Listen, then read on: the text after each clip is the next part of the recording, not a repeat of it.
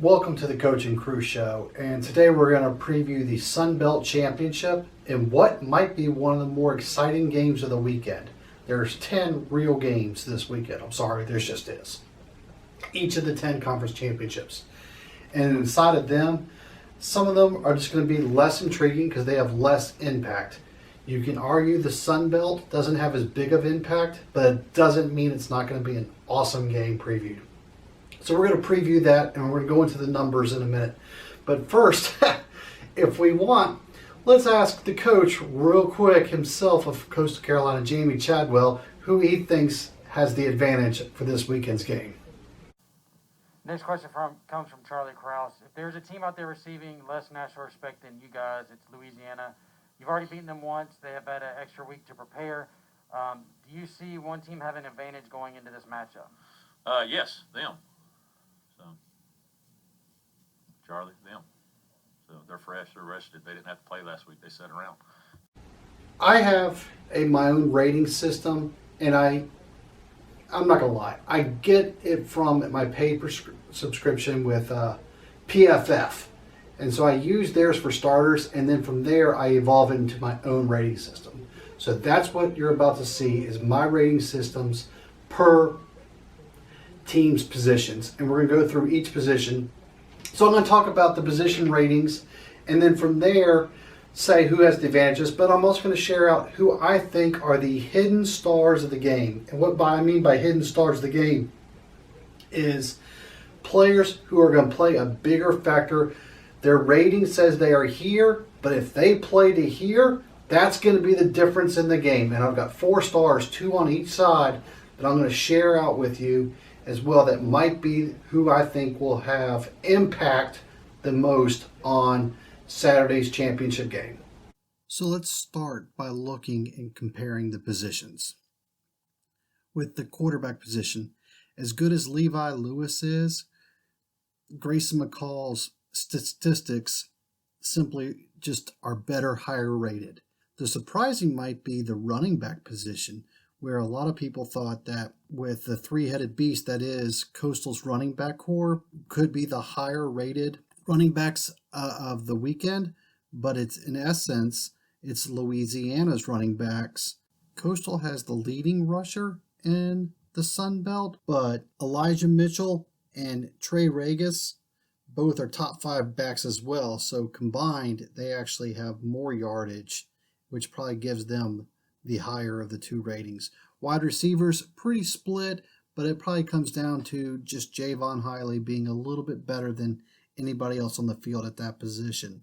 Tight ends, I think it's simply Isaiah Likely is just that much stronger, and we're going to talk about tight ends in a little bit for Louisiana. And then the O-line, the stats say Louisiana's O-line is strong, but Carolina's offensive line has said, oh yeah, we take that with a pride every single game. And so they're used to being lower rated, and they have accepted that challenge so far 11 out of 11 times. The offensive rating system has Coastal Carolina at a 79 out of 100 rating, where Louisiana's a 73.4. So you figure the offense versus offense goes to Coastal Carolina. What makes this interesting is now you have to compare the defenses.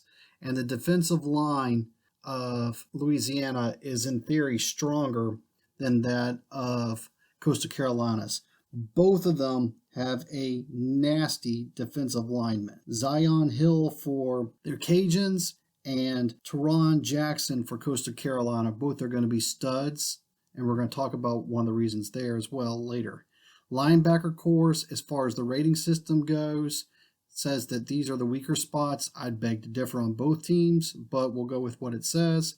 And then the defensive backs, Louisiana's got some really good DBs, and some of them might even have a chance to be All-Americans.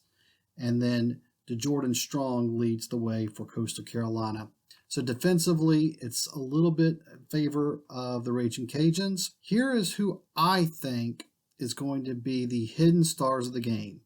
Their team will win if these players have good games. So CJ Marable is, you're going to say, is not a hidden star. Well, you know what? I think he is. Because as far as the rating system goes, he's the 3rd highest rating running back in their own backfield. if you can believe that. So if he has a good game, look out. Also, as far as the defensive line of Coastal Carolina goes, Gerard Clark is by far the lowest rated of the defensive linemen for Coastal Carolina. If he does what I think he can do, Coastal Carolina will shut down the Ragin' Cajuns offense. On the flip side, we talked about the tight end and Isaiah Likely being such a difference maker.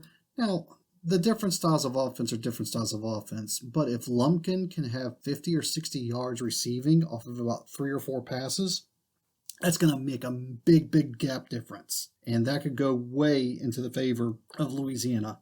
Also, their linebacker core, Farrard Gardner, could be in store to have a good game, whether it's just in tackles alone or pressure on the quarterback, wherever it could be. So these are the 4 hidden stars that I think are going to make a difference in Saturday's championship game. Earlier, I mentioned, sort of tongue-in-cheek, that Coach Chadwell thinks Louisiana has the advantage. So let's look at Vegas. Vegas actually says Coastal is a 2-point favorite. Maybe 2.5 if the spread is changed. Okay, here's the rule in Vegas. For a standard team, they get 3.5 points at home.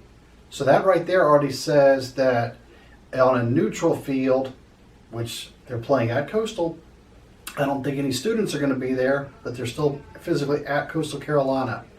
So on a neutral field, Louisiana would be the favorite. And then additionally, on top of that, they'd even be a heavier favorite if they were down in the state of Louisiana in Cajun country. So Coastal might have the advantage by that aspect. It's going to be a close game. So the $1 million thing, who I think is going to win, I think it's going to be high scoring, but at the end of the day, I have the Chanticleers staying undefeated, about a 30-28 final.